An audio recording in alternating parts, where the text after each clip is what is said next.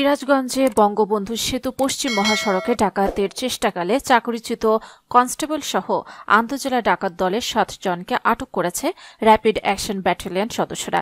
এ সময় ডাকাতের কাছে ব্যবহৃত মাইক্রোবাস, পুলিশের হ্যান্ডকাফ, ভুয়া পরিচয়পত্র সহ বিভিন্ন সরঞ্জাম উদ্ধার করা হয়।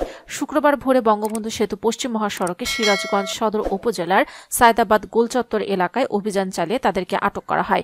আটককৃতরা বিভিন্ন জেলার বাসিন্দা হলেও ঢাকার আশপাশে বসবাস করে এবং সবাই একত্র হয়ে ডাকাতের কার্যকলাপে অংশ নেয়। শুক্রবার এক সংবাদ বিজ্ঞপ্তিতে এ তথ্য নিশ্চিত করেন র্যাব 12 সিরাজগঞ্জ ক্যাম্পের কোম্পানি কমান্ডার অতিরিক্ত পুলিশ সুপার দীপঙ্কর ঘোষ।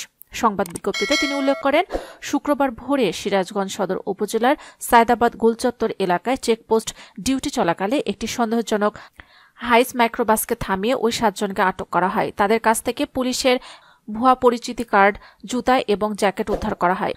প্রাথমিক জিজ্ঞাসাবাদে জানা যায় যে আসামিরা দীর্ঘদিন ধরে দেশের বিভিন্ন স্থানে ডাকাতি করে আসছে।